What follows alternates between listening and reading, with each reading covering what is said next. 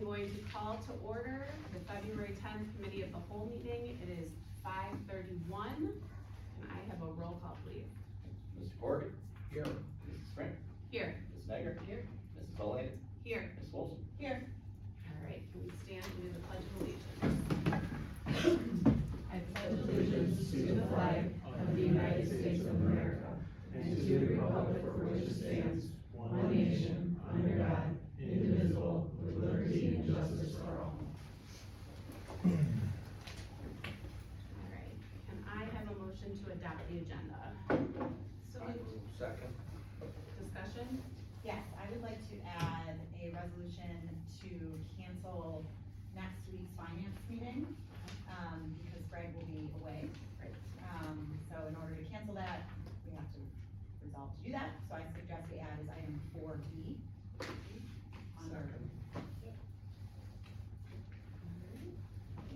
Is there any other discussion on the resolution? All right, is there any other discussion on the agenda? All right, can I have a roll call, please? Ms. Wilson? Yes. Mr. Corrigan? Yes. Mrs. Frank? Yes. Mrs. Bolaney? Yes. Ms. Snyder? Yes.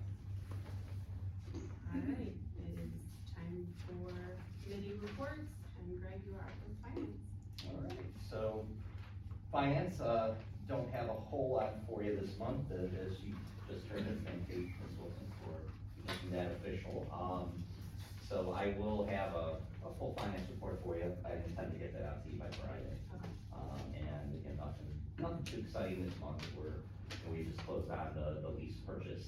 If you remember last month with Tech, so that's there. Just starting to preliminarily get into the budget next year, real preliminary. And we'll be working on that, so obviously bring some updates to you. I guess at this point would be our next full finance committee would be March, so a lot there. And then one other point, and this is for I to share with you, Red Tree Investments. So they're gonna come up on March 10th. Right, committee of the whole. And I think everybody was okay with that, so we'll just slot them in. It'll be probably with questions, I'm guessing about 25 minutes, just budget for time. And they'll give a great economic update like they always do and talk about investments. So Perfect, thank you. that's all I have. All right, curriculum? Excellent, thank you. Before I get to the items that I have on the agenda, continuing with what Greg just said, we're scheduled on March 10th to hear from Dr. Badat, the director of West Shore. Is there a certain order you want that to go in? Do you want Dr. Badat to present first and then go to finance? I'm sorry, what day is it, the 18th? The 10th, March 10th. Is it easier for Red Tree to go first, cause I know they're out of town and leave, and then I don't know. You guys work it out, whatever Right. is best I mean, for the. I don't think it I matters. think that probably be the best, but Yeah. that's up to you. All right. I mean, Dr. Vidal, whatever, you guys work it out with their schedules, whatever works best. If we need to move it for Dr. Bell, we can do that. Moving on, Before you move on, Liz, I keep in contact with those Polaris people, and they keep indicating to us what they're doing and so forth. There's no reason to move, but I think it's good to keep aware of what they're doing. So from what it stands, West Shore's pretty good too. I just, if anybody has any questions, I'm talking to them all once every 3 months. So I'd like to maybe do some comparisons, but from this standpoint, I'm not proposing we do any changes or moves or anything. We're making good progress at West Shore. I believe so. So. Okay, thank you. The first item on the agenda is a reminder that we have, grades 9 through 12 high school math textbooks available for review. They're available in the curriculum office. Anyone, whether it's the 5 of you or the public wants to come and review, all they need to do is contact the office and we could, set a time, and they're available for review in my office. They're gonna be on next week's agenda for approval. And that is the 9 through 12 math. Our next item is to mention that our grades 6 through 8 math will be on the March business agenda for approval. That decision came in after the high school, so, that's why they're not gonna be approved at the same time, but We are excited to present for grades 6 through 8, for your consideration and eventual approval. Eureka Math Squared, copyright 2021, printed, published by Great Minds for grades 6 through 8 math, to include grade 6, honor 6, 7th grade, honor 7th, and 8th grade math. And yes, you are recalling correctly that that is the same publisher and title that you approved last month for grades K through 5. So that's like a wildly exciting, thing in the curriculum world, you know, for people like Brian and I get down thinking about that, so, that's awesome. Also available. Really good, I did, look at them, and again, very well done, the teacher involvement is very clear.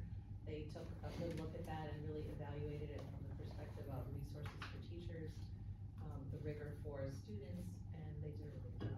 So thank you to all the people working. You are welcome and thank you. Our next item on the agenda is a CAC meeting report, and that is really easy tonight. That meeting was scheduled for last Thursday, which was our snow day, and so we did not have a meeting. So I have nothing to report on the CAC report. Next, I have a couple updates. We're gonna hear from, Jen Norman, and then we're gonna hear from Brian Dross. So, Jen. Hello. Just following up on, we have some new, information that was just released on the special education profile. Put this in the Friday letter, linked it to the full report and the information on it, but some things I wanted to highlight, as always.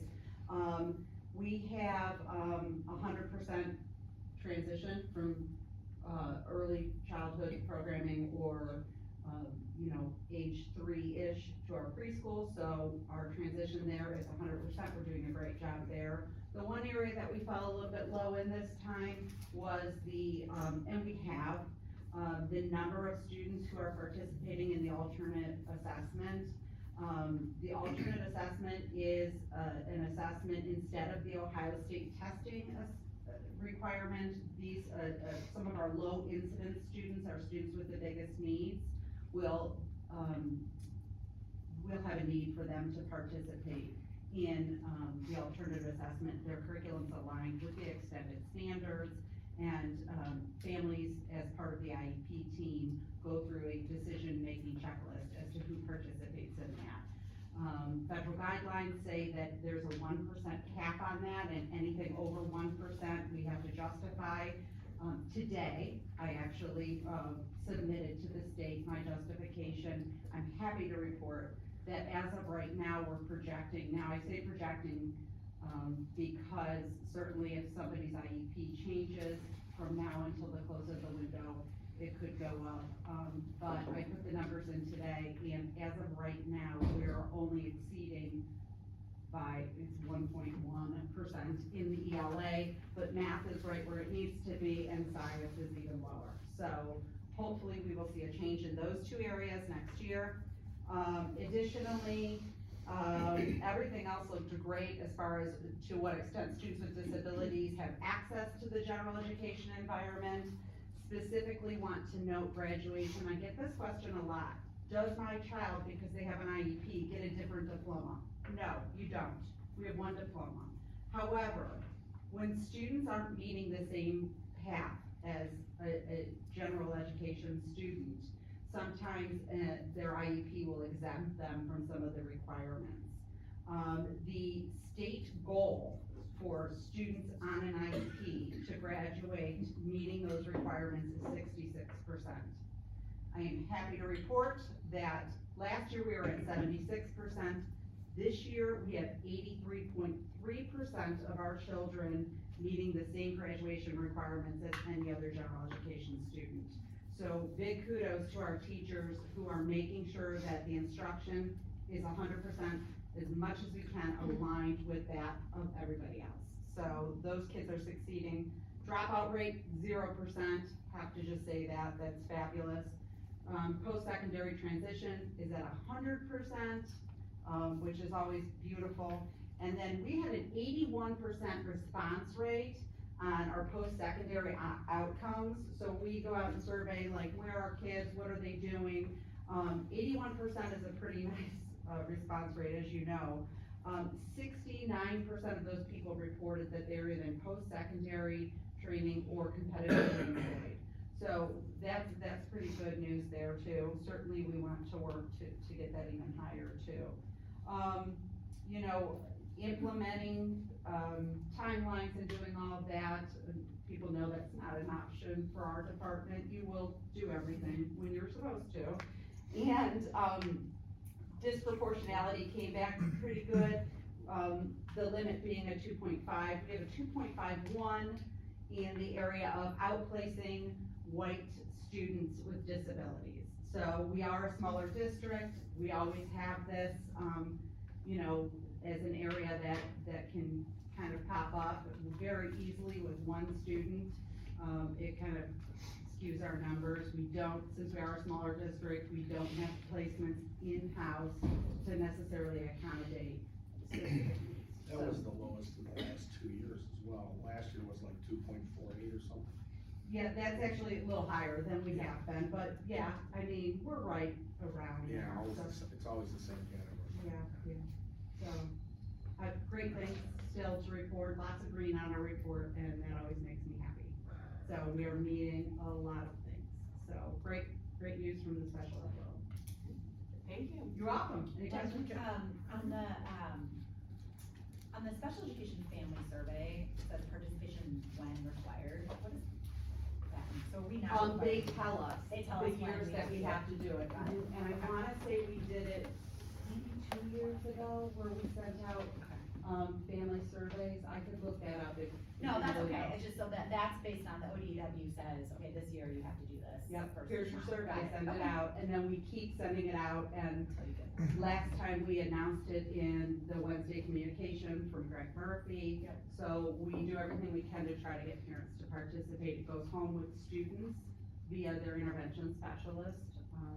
But we had pretty good, feedback on that as well back in the day, so that's great. Jen, I'm sorry. So and I'm sure you've talked about it before at meetings, but, you know, just given that this is, the state, you know, the state data, can you talk a little bit about what initiatives you have in place to address some of these gaps? Sure. I think that one of the biggest, initiatives, or one of the things, and not reported yet on some of this, is, we saw some dips in our students, that participate in the alternative assessment at the middle school level. So this year, we did align, the curriculum a little bit more for those extended standard students. We're using a new program there, and I'm hopeful that we've seen some really great success. We started it down at Goldwood, infiltrated it up as those kids moved up, and now we're, you know, kind of picking, there's only a few real specific, there's Unique Learning and Teach Town, who both do a fabulous job and make sure that we're hitting some of those things. So we have worked hard. I know that Brian sat down with my team at the middle school, spent some time making sure that everything is standards-based. So, you know, we're going there, so that's good. And they have a tiered system as far as, you know, where the kids are based on their needs. So we're always pushing to that top tier, even in that structure. So that's a prime example. Another one, the disproportionality. We have been cited for years, but we are absolutely moving in the right direction on that, which is awesome. We've been found disproportionate, for those of you that may not remember, in the area of over-identifying Black students within the district with a disability. We've put some measures in place where we are ensuring that we are adequately going through. I think the biggest thing was, you know, if we have a student who moves in, they're from Ohio, we often would just accept their IEP. Now we're running them through a full reevaluation, because I can't guarantee the work of what another district has done. So we are doing that. We're making sure very definitively that we are following the tiered intervention system. So that has been the biggest initiative out of my district this year, with really making sure that those tier 1 interventions, which are the things that general education teachers provide, that those things are in place and documented, you know, and so that we can get that common understanding of what are we doing at this level before we move to the next level? It's just the nature, you know, working in a school, that nature of a special ed teacher to say, give them to me and I'll take care of them, because that's what they do. So really making sure that we're not over-identifying students who maybe we can triage through just some really, really sound interventions, and that's proven to be greatly successful. So we also did, a new digital platform for that is also loaded with interventions, loaded with resources. I haven't heard too much pushback on it either, so I think that people are appreciating some of the reports that it can generate. I have loaded everything that I can think of into that system as far as data. And then it just kind of keeps a rolling track. So if Greg Marcus was in kindergarten, I'm gonna see all of his stuff all the way up through 12th grade, and I don't have to go to the office and look for that green folder. It's in the system. And then I have things sucking directly into it, like attendance, like behavior, so that my intervention teams in the buildings can say, oh my gosh, Jessica's gotten so many office referrals, we have to start to do something. We have to look into what is the problem. Why is Kelly not coming to school? What is the problem? So some of those early warning indicators, as they're called in that system, are automatically targeting students that we can start to intervene early on. So that's been a great resource. And then just making sure that the teachers have the tools. A lot of the tools that I'm providing are very user-friendly, don't require a huge amount of PD, so that Liz and I don't cross too many paths of overburdening people with professional development. They're really, really easy. Click here, and here is, if you can read, you can do it. So that has been exciting and I think refreshing to know that they have their own little toolbox. So those are just some of the things that I've done, but I take this data very seriously. I think it represents a lot of the things that we're doing. You'll always see on here preschool comes back in the red, but that's because, and I've said it 100 times, we just have the special needs preschool. We don't have the general education preschool, so our numbers are always gonna reflect that. So, anything else? Thank you very much, Jen. You're welcome. Thank you. Jen, thank you. Always amazing and great stuff going on in your department. Question. Yes. So this report that you referenced and you shared with us, is that available to the public yet? Or is just part one available, or will it all be available in part two? It becomes available in pieces, parts to the public, but yeah, you can go right on to ODE's website, go to the special education, you can pull last year's report, that'll be more comprehensive, so we're pretty consistent. You know, if anything, I'm seeing just us moving in, the right direction. So only part of this year's has come back? Correct. In fact, they actually had, it was funny because I had everything in the Friday letter, and then the next day, we got an email that said, forget it, we're rethinking this section. Yeah. So they ripped that back from us, and, you've got the latest version of what they've decided to release at this time. Awesome. Thanks, Jen. Thank you. Brian, technology and educational services. Thanks. I have two updates for the board. So one, back in the fall, you probably remember me talking about Senate Bill 29 and all the student data privacy requirements that we have to fulfill. As a school district, we were in excellent shape based on the procedures and practices that we put into place over the last 10 years, even prior to me being in this particular role.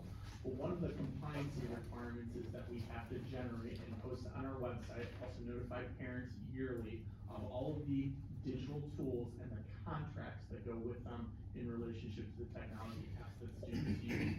So in your version of your Friday letter or from the board docs to me right now, where you can see up there on the screen, that is the format that legal counsel has approved for our usage to go ahead and support that. It is a work in progress. I do believe we will meet the deadline way in advance, but ultimately what goes on in here is if there's kid data in it or a kid touches it, it has to be reflected upon this list. If it's not on there, it's not something that's accessible or usable for students in our district. That's kind of the first area of questions. Where, oh, sorry. Where will this be able to be found on the website? So there's gonna be two locations that it will be found. So one, it will be in final forms, because parents have to have that list as well. And then the second location, when you're in the family tab, it has to be in a prominent location, there will be a sign that says Senate Bill 29 compliance when it is ready to go. Alright, thank you. So that includes any online resources from the curriculum, the various curriculum publishers, anything that they have that is accessible to kids. So Be online, that's gonna be on there, as well as any individual apps which may be used by teachers or classrooms to support whatever they're learning. correct, and or even to give you another example, Jen Norman just mentioned branching minds in relationship to how she's, inputting data, that has to be on the list because it has student data in it. Students don't touch it, but the data is still there, so it has to be there. There's all kinds of fun little caveats in this law that was created. You're not really making many changes from year to year on this, are you, Brian? In terms of this document? Yeah. This document in our You previous have to update it version, with new, okay. yeah, in our previous version, I sat with legal counsel always in March, we go through every single one of them because those privacy policies change on a regular basis. However, and this will be the interesting part of this year, the law says they have to notify us now if they make a change. Okay. I can tell you right now, I'm sitting here, nobody's notified me yet, and I'm already aware of like multiple things that have changed. And so we have to go through that process as it, comes up. And have you done that with this new guy we have, this new lawyer? We did, we looked at 2 apps in December based on that. Interesting you say that, I got one more right here for this week. Any other questions on the tech stuff?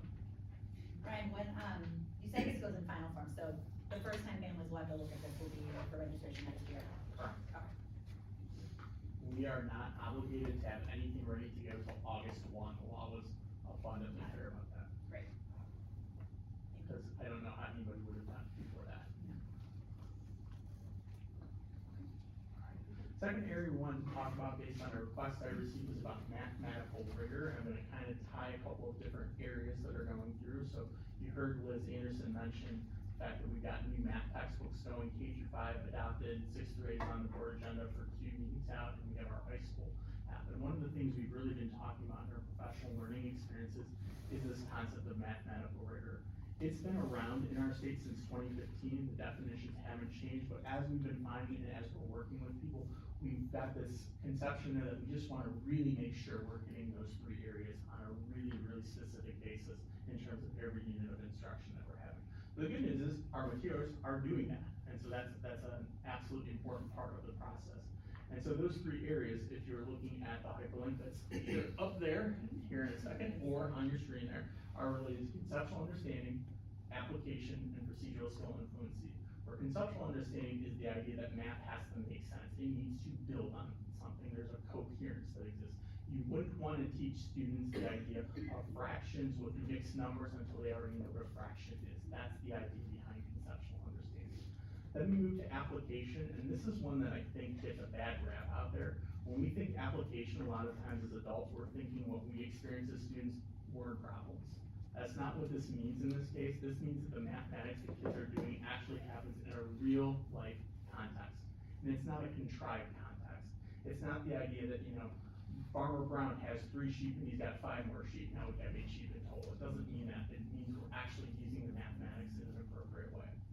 Then from there, we have the fluency aspect, procedural skill and fluency, and this just means that students are able to calculate efficiently and flexibly. And one of the things that our new materials are gonna do and that we're ensuring exists in the course of study, which you'll have for review shortly, based on these materials, is that it has multiple strategies that students can access in order to go about solving a problem. If you think about various numbers like 39 plus 11, some of you might just take the algorithm and go 9 plus 1 and get to that. But some other students might realize, okay, I can make it 10, so that's now 40 plus 10, and I can get to 50 very, very quickly. And that's really an important skill that helps facilitate students' mathematical understanding all the way up into the calculus world. Ultimately, that boils down into a concept that's called a rich math task, and that's the kind of epitome of these 3 things in action.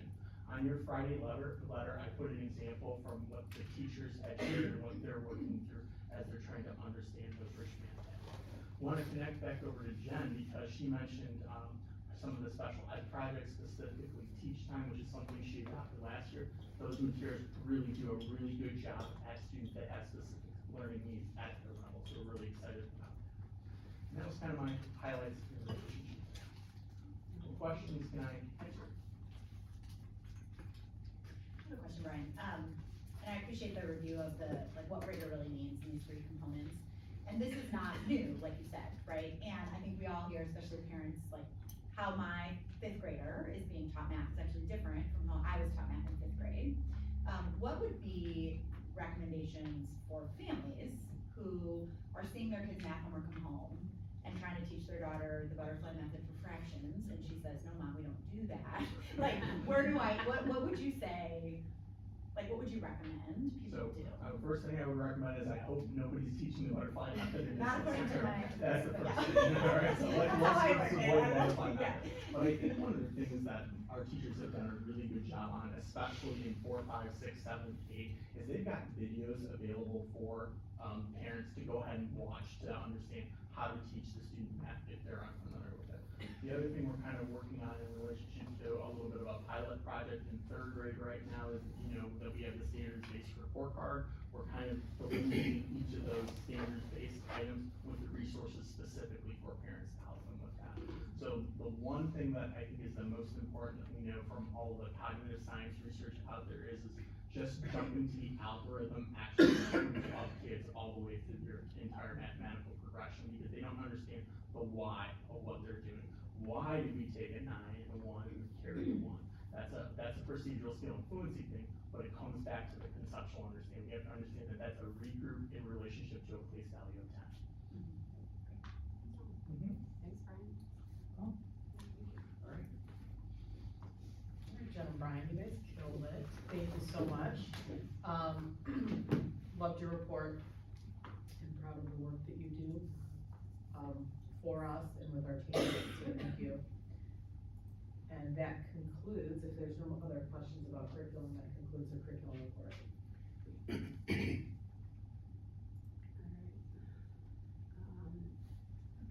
Policy and legislation. And then next up we have facilities, same. Good evening, everyone. Thank you very much for allowing me to present tonight. 2 items to you. One, I think I included it in your folder, is just an update on the OFCC timeline for the facilities assessments. And I don't mean to read to you, but in the fall of 25, that's when the facilities walkthroughs will happen. They'll come here and we will walk through every building. They will look at everything we have, from roofing systems to HVAC to boiler, you name it, they'll be looking at it. They will not look at, as you may recall, outside facilities, fields, those kinds of things. They just don't do that. And that takes quite a long time, so we won't have those reports until approximately April of 26. So it takes a while. What happens at that time, they present us with their findings for each building. And we will need to go through that together, likely, or the superintendent and the board can go through it and decide whether you agree with the facilities assessments or not, and then they can make corrections should you not agree for some reason, and certainly I would be involved if you would want me to. And at that point, they would then begin, after you would approve those documents, they would begin the drafting process for an agreement for the master planning process. And this is not an agreement that costs anything, but if they're doing work for the district, there has to be an agreement between OFCC and the district to take it to that next level, which is that master planning process from those facilities assessment reports. And then it would go to their commission for approval, and then they would start that next process, which would be that master planning process for you. And that's their process, and then you would have your facilities assessments and then your master plan as a final product kind of down the road after July 26th, of 2026, excuse me. So that's that part of it. Any questions about that process? Forgive me, because we've talked about this and it feels like there's a lot in my brain. Where did we land with OFCC on looking at beach? Because it's pre-K. Is that gonna be a part of their No. assessment or no? No, 'cause No, they only do K-12. K-12. Got it, okay. Correct, right. So just the 4 buildings. Okay, thank you. Hey, maybe give me a history lesson on this. Last time we did this was 4 years ago? From OFCC, there was a 2015 report that they will use Yeah. to help them with this, but they won't use that in lieu of coming here and seeing it themselves. Yeah, okay, yeah, I remember we talked about that, okay. So recently, in working with them and kind of reestablishing the contact and everything else, I went through those 2015 reports and checked off things that we have accomplished since 2015, which is actually a lot. So we were able to knock off a lot of things, so I'm really looking forward to them coming in and taking a look at what you've done with the district. What's their heavy hand toward us if we just say, we're not doing anything here? Nothing. So it's really just advisory, it tells us these are the things you ought to do, and who do you have to worry about coming in and saying, this is really not up to stuff? That's the state comes in and does an audit, is that right? Boy, we're inspected more than, kind of anyone ever, with everything, with, asbestos, with elevators, you know, food service, they're in here continually. Yeah. And, so, no one really, the state, I guess, if you're looking for someone to wanna come in and shut you down, they don't really work like that.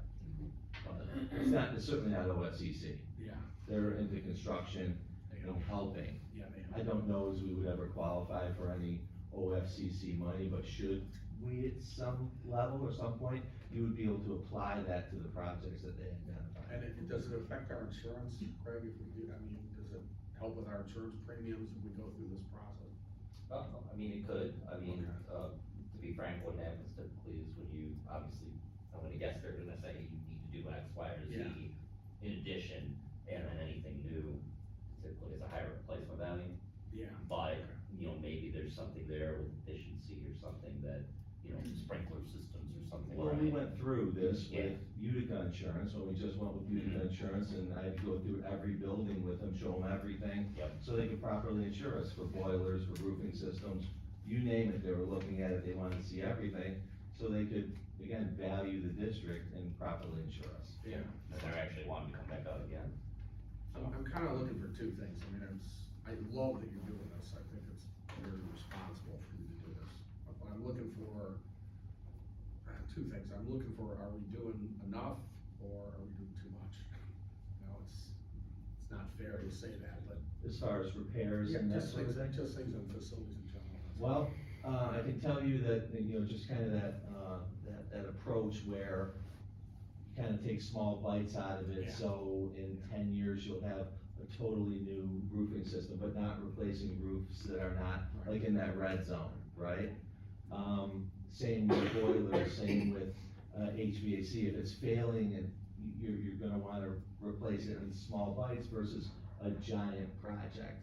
But we've not taken on those kinds of things, and then with roofing, HVAC and masonry, we've had assessments on those, and we're only doing, what's necessary, right now in those areas. You would know, and certainly Greg would know, if we were taking on large projects just to do it. Yeah. So, we're doing, in my opinion, you are always in the know, I would hope, what's necessary when things are failing, so it's kind of that warm, safe, and dry situation, electrical when it needs to be done, because if it's not, you could be down for a month, those kinds of things, that's when those projects kind of come up, but I don't go looking for them, they find me. Well, and Sam, isn't that the sort of the point of this facilities assessment report is to give us the updated version of that, right? So that now they're gonna present us with the new red, yellow, green, if you will, I don't know if they use that. They don't, but you know what I They use mean, that sort of right? thing. Yeah, they're gonna tell you what's in great shape, what's not in great shape, and what Right. you should probably replace, immediately. And I hope that replace immediately list is like nothing. But hey, in the next 3 to 5, you may wanna consider these kinds of things, or, you know, masonry at the high school as an example, that's gonna start to become an issue just because it's old, and it just gets beat up by the weather and that sort of thing. So that's what that'll provide you, and then, it may, I don't know, if there's a bond issue somewhere down the road, it'll give you kind of, information towards that. Yeah, Peter, I can reassure you, having been here for a couple of go-rounds, we're very good stewards with our facilities. Yeah. Extremely good Yeah, stewards. I- And because we are, it gets to your point that we're not doing too little or too Right, much. I really like Right, that. they really keep the eye on it, you guys did sort of the smaller things, the internal, the finishing, the floors, the carpets, I mean, they do that detail look, and then they're on a cycle where then they take the big picture look. So it's a real credit to our administration, who has always been extremely good stewards of our facilities, and knowing too, that we have, we have some buildings that are old and historical, we've Yeah. taken really good care of them, we've upgraded them, we've made them tech ready, because we all know, it's far more costly to, take something down and rebuild it, right? So we have literally tried to use everything that we have, keep it not only upgraded, warm, safe, and dry, but also tech ready, ready for learning in 21st century. We've made really good uses of the resources that we have, and that's good stewardship of our dollars as well, so. Yeah, I've been on his side of the equation, and, it's the way you do it, which is piecemeal, much prefer that you do it that way, so I'm glad you do that. We're always trying to look for surprise, we get incoming emails on, why'd you spend so much money on this, why'd you spend so money, and looking at it the way that we do it, it tends to, smooth everything out over time, and that's That's really trying to do it in parts, so you're not looking down the barrel of a huge project if you just let it go. Yeah. kind of thing. I'll continue to present those to you. and we can No, thanks, make that's those great. decisions. Exactly, just like I ask, when they come out, that the standard that they use is like, would be like acceptable operating like across the state, right? It's not Yes. like good, better, best kind of thing, right? I don't think, No, they'll grade you. oh, they will, okay. They'll grade you Okay. on, this is failing and, it doesn't meet the standard, and I forget exactly Oh, what the right, standard yeah. is. But there's some standard they use, Mhm. but, they'll tell you if it's severely downgraded. Yeah, and I'm just thinking from the standpoint of like projecting to a bond issue, right? Because then it's just like anything else, you can get sort of like, this is your adequate roofing system, this is a better roofing system, this is the best roofing system. There'll be decisions, like, once you get the, assessments, that you'll have to decide, like, okay, like, what's the district gonna pay for, and what would, like, OFCC money Right. pay for? So you'll be able to decide discreetly what projects you'd wanna pursue, with district money versus what projects you might wanna pursue with OFCC money, should any be available. So, yes, that's. Yeah. We're tough qualified, Yeah. we're tough to develop, I mean, no, I said, we really didn't have to do that, cause we're probably not It's gonna tough for us qualify. to He said, no, you qualify. never know. I said, no, I pretty much. we always yeah, try, yeah. and I appreciate that, Sam, you've always been great about seeking every grant, because we are the district we are, and, seen as a district that has resources because of our, the value of our real estate, we don't always qualify, it is tough for us to qualify for these extra dollars grants, but I appreciate that you go after every single one, so that if we do make the cut, that's additional money to help us out, and it's, helps out our taxpayers as well. You'll So get that's some, always hopefully we'll get some. How many districts use this service, would you say? Many. 80% of them? Cause I know it's free, I think. I don't know, but OFCC is, Facilities Construction Commission, they're utilized by many districts Yeah. for all kinds of things, for this very thing. If it's just to get facilities assessments and, master planning, right? And nothing, no construction at all down the road, but many, I don't know how many, but. Share with us, Sam and Greg, the cost of this OFCC, timeline and assessment that we're doing. 0.00. Thank you very much, Yeah. It's a reminder. Yeah, this is great. And Mr. Corey, this may be of interest to you, they actually started this format back in the 90s, it was the OSFC. Yeah. You remember that high school facilities? And it came out of the unconstitutionality of school funding. Those were all that's case. smart. And the big push by the state then was, okay, we have a lot of dilapidated fallen, like falling down buildings, we need to, and that's why you see, like, and especially in rural areas, such where they don't have the value, you see a lot of times they have brand new buildings. That's a long drawn out process, but that's kind of where Ohio is right now. Well, I knew it was zero, I just, the benefit for for us is, you know, it's on a lot of levels, so I appreciate that you're doing it, making sure for it. And there's good teamwork with our finance. I mean, we also have been very careful with finances to ensure that we have some PI funding, right, built in that has been supported. And again, that's smart, good stewardship, so that we can keep our buildings up to date, warm, safe, dry, maintain them, just like you would maintain your house, right? You don't let it fall apart and then go, oh my gosh, we gotta fix everything. So, we do this very well. Most of us probably maybe even take the same approach, where you can't really do all the projects at once, but you do, you know, kind of one at a time. Yeah, That's got a what- plan. That's what we're trying to do. Good planning, good planning. The other item I wanted to bring to your attention was this, it was in your folders, this is that, Ultra case study, and that's just what they call it. I mean, case study, I think everyone has a different definition of what that is, but Ultra is the manufacturer of the wall protection and the flooring that was put in the kitchen. And, during the punch list time and before school started, we brought them in order to train our custodians and cleaners on how to properly clean it, because it's flooring that we have nowhere else, in the district right now, so we wanted to make sure we were cleaning it properly, so not to damage it or damage machines or anything else. You don't wanna use bleach, you know, things like that, all kinds of different issues.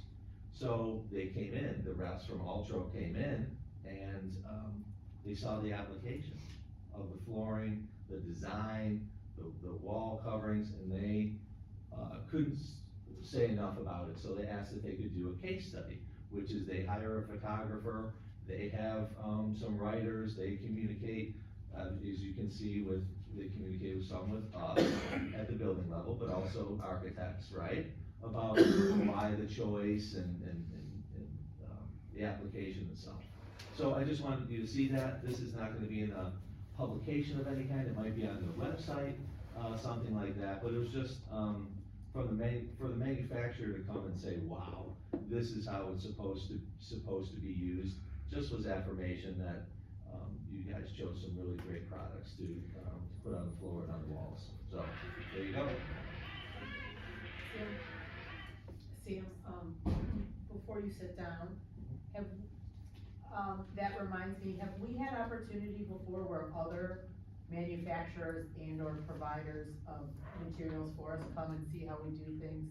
Yes. Because why don't you share that? Yes, so, we have had, schools that, happen to be, TDA clients as well, which of course is our architects, tour our buildings to see how we utilize flooring, how we take care of, things here in the district, anything from, our weight rooms, our gymnasiums, to our classrooms, to ceiling grids, lighting, electrical, plumbing, boilers. I mean, I've taken people everywhere to see just kind of, how we did it, how we take care of it, and why.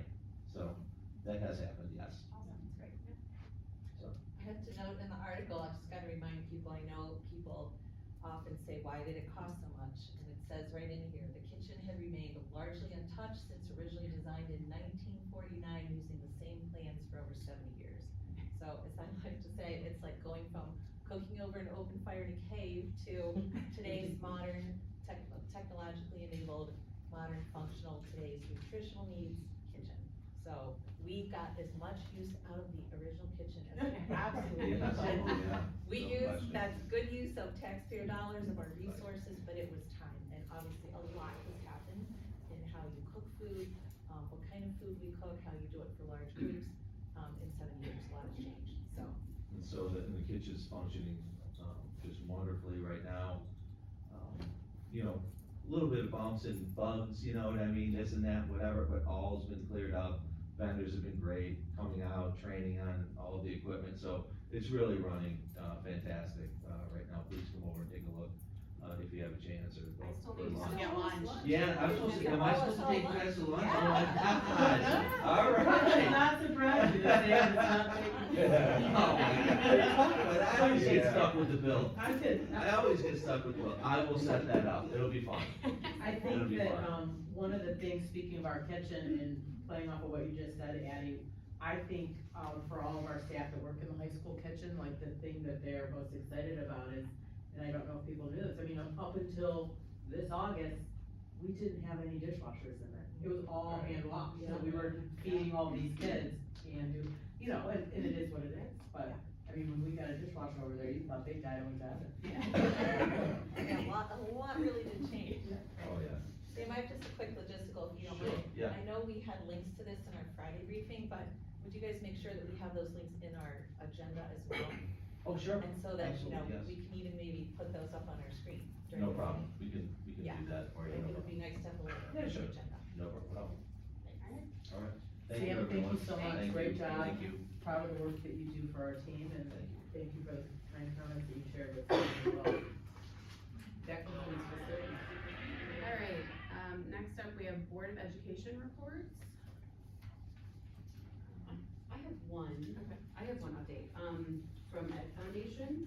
If you recall, a few months back, I had approached you guys with, you know, getting the five of us on board with, going to them about a CTE scholarship. And I'm pleased to report that they are going to initiate a scholarship. They do not have the final details, but they are anticipating that it will be around $5,000. Perfect. Awesome, thanks, Lauren. I'm excited. That's awesome. Jess, you wanna do? Sure. So I have, a update as legislative liaison for OSBA, so a couple of headlines, they actually are beefing up the support and resources this year, OSBA is, for what they call the Legislative Liaison Network, including monthly meetings. They're the last Monday of the month during lunchtime, so my plan is to join those meetings as my day job allows, and then roll that into our committee of the whole, which ends up being like a week and a half or so later. The meetings, they go over all the current happenings in the State House, and then provide answers to questions, and then that becomes what they put in that Friday, once a month newsletter called The Link. So it's all available, they also put recordings, but it's a nice opportunity to not just get a static, like really long, hefty email. At the last meeting, which was a week and a half ago, the last Monday in January, we talked briefly about the legislation that was signed at the end of December, that we can probably expect to see any updates in our Neola, our next update, which includes House Bill 8, which is the Parents' Bill of Rights. That includes the the release time for religious instruction policy, which, as you all know, we already had that policy, so we already are in compliance with that law.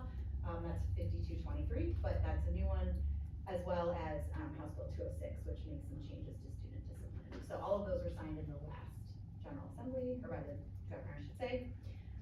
We went over the leadership of the new 136th General Assembly, who's in what seat, and spent most of the time then talking about the governor's budget, which since this meeting he released the budget on February 3rd.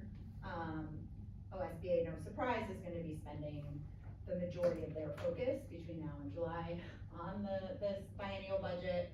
And hopefully you all saw all the various emails that came out about that, including the governor's proposal to fully phase in the Fair School Funding Plan, but to do so at FY22 input levels, so it's like good, but like basically from 4 years ago, 5 years ago, so maybe not good.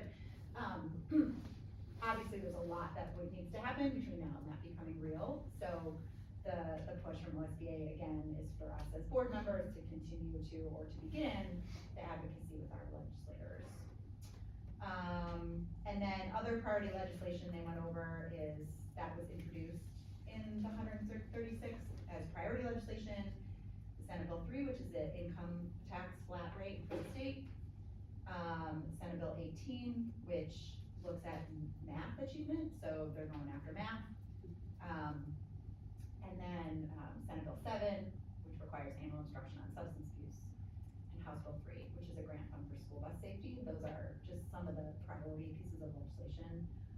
But again, like reinforcing what we're hearing from constituents. The other recommendation I took away before we talk about what we might do is, particularly on property tax reform and income tax reform, they advocated, in addition to school boards advocating partnering with other local government entities who are also gonna feel the effect of those changes if there are any. So, you know, cities, libraries, community colleges, all of those entities are also funded by these things. So that would be that. Like I said, my intention is to, there's not a lot to do around the budget yet because we only have the governor's proposal. We did talk last meeting about sending an introductory letter to our newly elected legislators, or nice to re-meet you. I wanted to just bring that back and find out where we are on that, and if I was supposed to draft it, and I missed that in my notes, because I do think getting in front of folks now, before the committees start meeting and hashing these things out is probably wise, if we wanna play a role in advocating for some of the, state funding mechanisms for the budget. So I'll pause there. I'll jump off that. I don't think it's a bad idea to reintroduce ourselves, just because there are some new faces, and just to, like you said, start with that, just to get our name out there and show that we are paying attention, and, you know, we wanna make sure our voice is also heard. I'm happy to write, Jess, if you wanna write them, you know, whatever is easiest, but I do think somehow just getting that started is not a bad idea right now. I thought you guys were going to. That's what I, Together, I think we working off never. of the yeah. I thought the template that already existed. So I will was the bring, best. draft next time, that it'll be different, because what we wrote about years ago is different. And then we'll plan to get that out by the end of February, if that makes sense, and that should work timing wise, because committees are starting this just right now. I do have a question, so what, did they offer any sort of insight into how they're suggesting partnering with local entities, like, is it, with city entities, no, so that would be. No, and that was a question that I had, Lauren, is like, what does that actually look like? And I think it would be rooted in like existing relationships, so, that's one of my follow-ups, is like, what are some examples of how others have maybe done that? Do you have an idea of what you'd like to see? I mean, it would be like, we get with Fairview and Westlake or? I think they'd be more like, it would be like city government, Within our like, city. yeah. And also, the nice thing, because we have the Alliance, Yeah. which is how we get with like some of the other. Yeah. And then, the neighboring and similar demographic districts, but this would be like Yeah. other non-school board entities that are recipients either of income tax or property tax. We have our meeting at the end of February with city council and the mayor. So if you hear any more of that, just let me know. I will also write this down. It is, I have to remember, but yeah, I was gonna say it's after our next meeting, so even if you have any more details for that, you know, we can get that ball rolling also if need be, or hear what else they, on their end too, like what they're hearing, Like so. what they're, I think that Right. makes sense. So, that is coming up, so if you hear anything else, that would be great to share.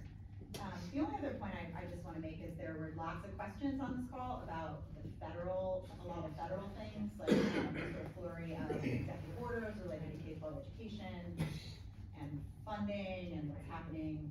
And our OSBA folks were really honest in saying, like, they focus on the state, and they're not quite yet sure from where they sit what may actually come down. So their recommendation was to keep an eye out on things, and then they're working with CASPA, which is the national umbrella group. But unfortunately, they couldn't provide any more clarity that I suspect a lot of us are craving right now with some of the actions happening, mostly because OSBA is situated to focus on state. Right. So, no information. But it sounds like what you're suggesting is that every month at committee of the whole, you will come with a legislative report. I would like to, I would love that idea. I think it would behoove us to talk about, state, as well as any federal level, changes in education that could potentially affect our students and student well-being. And perhaps we would need to make resolutions for action as applied or anything like that. I think that's a great idea. I love it. I mean, if we need to, you know, I think we talk to the legislature, sometimes you get unexpected results. So face to face works really well with these guys, so. Yeah. You learn enough from what Laura's talking about, you need to call and Pam or something. Sure. I think it helps. Yeah. And it seems like the first step is an outreach introduction, Right, exactly. and then we can, yeah. Great, well, thank you for, I will commit to that, and all of you get all of this Right, in your yeah. email, so like, you can look at it too if you want, but it's a lot, and so I can hold on to it. Perfect, thanks, Jen. Of course. Does anybody else have any other reports? I've got just PTA council, our PTAs are doing all the wonderful things they do, great events are happening, I know the town show just happened for Kensington, it's an incredible event with lots of participation, really great stuff. Maroon and White Night is coming up, and of course, all of the end of year senior stuff that our parents do so many great things for the kids as they celebrate graduation, so we appreciate all of that. I wanted to highlight, and Liz, you can do this, but the Coffee Talk on Generation Anxiety, an excellent book I have now read, that is going to be on February 28th, correct? 10 to 11:30? Yeah. And the question about that is that open to the public, or do you have to be a Rocky River parent? I believe that is parent, but I can check. Okay.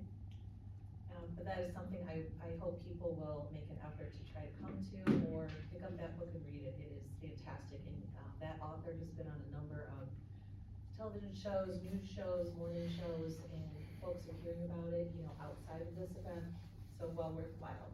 And also, would you, give another plug for the college admissions? Unlocked, indeed. That is next, Tuesday, 6:30, Rocky River High School Auditorium, college info, and college admissions unlocked. We will have a Estrella Consulting Group. There's, not a giant number of certified college planners in Ohio, but Estrella does employ, have one in its owner, and so they will be here just to share information. What does the landscape of college going look like in 2025? Whether it's with test optional, I call it PSL, CCP versus AP, what, financial aid calculators are there out there, things to consider as you're looking at financial aid. These are things that I feel like if you're a parent of a student in like 7th, 8th grade or above, but not a senior, I think that I sat in a similar presentation already that was just for people like me and counselors, administrators, and was fired up to say more people than us have to know this, right? And so I think that the information, though you might think I just had a 7th or 8th grader, colleges out there, it's a lot of money. So, even the sliver of time that they're gonna talk about, you know, financial aid calculators and where you can look at, help or private versus public or things like that. I think it's just good information, and it's not gonna take a lot of your time. It's high school, 6:30, next Tuesday. Come all, please. Perfect auditorium. High school auditorium, yeah. Thank you for asking. Thanks, Liz, can't wait. And then lastly, for the senior center, you've probably noticed if you've been over there, they are under construction. That is, been under planning for quite some time, funded by the city and other funding sources that they tap with in terms of grants and other monies, but, they are redoing that facility. They are continuing to operate, so I've got the question, is it open? Yes, it is. And they provide all kinds of wonderful services, classes. That is also a hub of learning in our community. If you are 50 or over, you only have to be 50. You are welcome at the senior center to participate in any of their classes, activities. They have everything from ceramics and drawing to classes about books and writing and journaling, healthcare, all of it. They have classes for workouts, dancing, everything under the sun.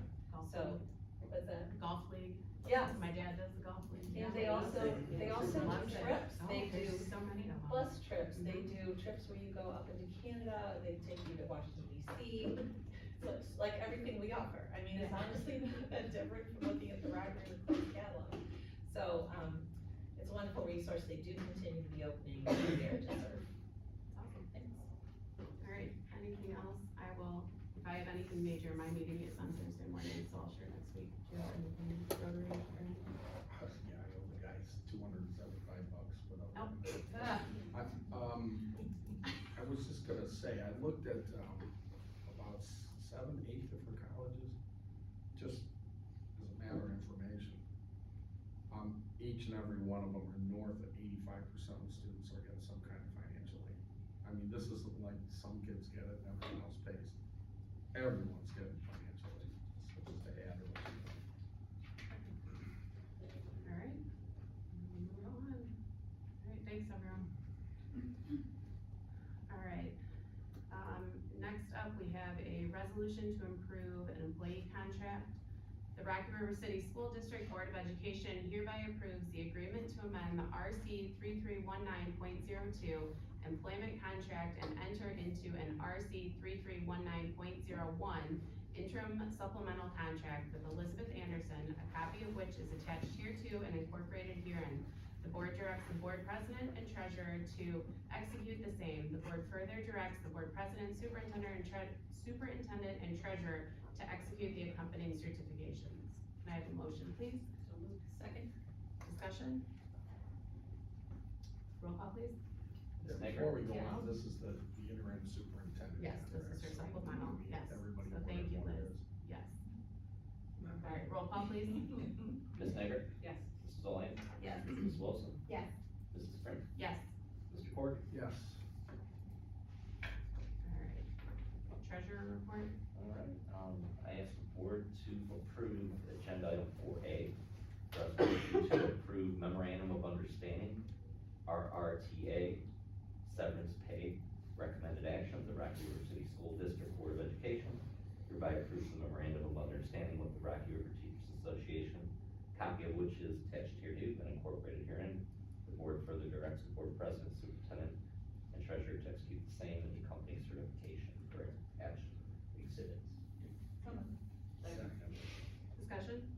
Just explain to the community what it is. Anything, it's not No, it's giving just, anything new. yeah, just an updated I agree. memorandum, yeah. Add a few things, sure. Yep. Yeah, so what this does is capture what the state teacher retirement system has been doing in that they've changed the eligibility years. So now it's 33 at any age, and, we utilize, that part of our contract for incentives, to retire and obviously also save money and give employees flexibility.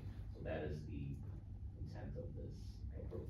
It lines it up with the new requirement for the new eligibility for full retirement. That's It right. lines up the things we've always provided in full retirement. Correct. It lines that up with the new.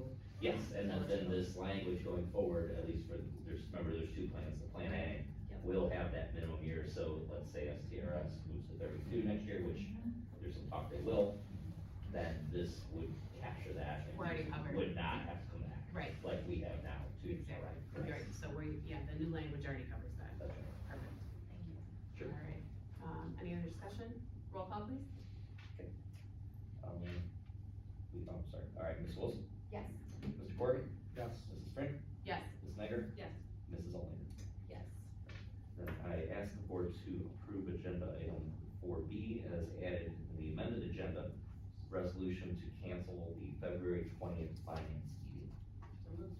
Second. Discussion? We're doing that just because Greg is not able to be here, so. Flying blind. Right, and, just one quick question, I do have normal monthly approvals. I assume that's okay with the board, I mean, obviously, I'll do everything in advance as I Yes. normally do. Okay, Right. perfect. So I'm sorry, how are we gonna approve those? They'll be, Yeah, they'll just be on, And the regular yeah, agenda. gotcha, okay. Yeah, Liz can read it. Yeah, that's, Yep. I was gonna ask about that, but thank you. sure. Okay, perfect. Alright, roll call, please. Ms. Nager? Yes. Mr. Corrigan? Yes. Mrs. Sprint? Yes. Mrs. Olander? Yes. Ms. Wilson? Yes. Alright, Ms. Anderson, back to you for superintendent's report. Yes, I recommend the board approve agenda item 5A, the resolution to approve a candidate for early graduation. So moved. Second? Discussion? That's impressive, that's two this year. Yeah. Roll call, please. Mrs. Olander? Yes. Ms. Nager? Yes. Mr. Corrigan? Yes. Mrs. Sprint? Yes. Ms. Wilson? Yes. I recommend the board approve agenda item 5B, the resolution to approve a stipend of $1,200 for Shannon Rentz, interventionist at Rocky River Middle School for completion of the Ohio Science Reading Pathway C. This is the one I forgot. I left off the list apparently, I apologize. So call please. Ms. Wilson, Yes. Ms. Snider, Yes. Mrs. Olander, Yes. Mrs. Frank, Yes. Mr. Cord. Yes. Thank you. I recommend the board approve agenda item 5C, the resolution to approve another district-sponsored trip to Camp Fitch. I recommend that we approve, resolution to approve the trip to Camp Fitch upon verification by the superintendent treasurer that all applicable policies and administrative guidelines have been and shall be fully complied with, including but not limited to full compliance with board policies 2340, 5830, and administrative guidelines 2340B and 5830. The Rocky River City School District Board of Education hereby approves another district-sponsored trip, which is not a field trip, for the purpose of providing Kensington fourth grade students an opportunity to participate for outdoor education camping experience on June 2 at Camp Fitch in North Springfield, PA. So moved. Second. Discussion? The kids paid for this? $100 per student. Okay, and, PTA also kicked in some money to help subsidize that, keep it reasonable, correct, which is True. wonderful, appreciate our PTAs for that help. And this particular trip has evolved in recent years, but if you could just take a minute to tell us about the very full day and things that the kids will be learning. Sure, on this day, students, prior to the normal school day starting, will board, Barron's, coach at Rocky River Middle School and, leave for Camp Fitch YMCA in Pennsylvania, and once they arrive, they will go through the course of their day from arrival till around 5:00 PM. They're gonna rotate through, I believe it's 8 different stations, if you will, and also in there have lunch provided by Camp Fitch, at Camp Fitch. And then, after that, they're gonna hop on the bus, the motor coach, and come on back. It's a fun day for them. Oh yeah, full day, fun day, Yeah, they're tired when they get home. yeah. Just so you know. Yep. And this is in track with last year, right? It's very similar to how they did it last year, Yeah. correct? So this will be a second year with this True, yes. approach, it's excellent, excellent. Alright, any other discussion? Roll call please. Ms. Snider, Yes. Mrs. Frank, Yes. Mrs. Olander, Yes. Mr. Corrigan, Yes. Ms. Wilson. Yes. Alright, so you just approved the trip itself, and now we're gonna approve the contract with Camp Fitch. I recommend that the board approve agenda item 5D, the resolution to approve the outdoor education camping agreement with, for the Camp Fitch trip with Camp Fitch YMCA. So moved. Discussion? Thank you for getting all of the following requirements for this trip. Thank you for everyone who worked on that. It's compliant, thank you. Roll call please. Mrs. Olander, Yes. Ms. Snider. Yes. Mrs. Frank, Yes. Mr. Corrigan, Yes. Ms. Wilson. Yes. And the last component is now the contract with the bus company. So I recommend the board approve agenda item 5E, the resolution to approve the transportation contract for the Camp Fitch trip with Barron's Bus Incorporated. So moved. Second. Discussion? Roll call please. Mrs. Frank, Yes. Ms. Snider, Yes. Ms. Wilson, Yes. Mr. Corrigan, Yes. Mrs. Olander. Yes. Thank you. Thank you. Next, if everyone could review the agenda for next week's business meeting on February 20th.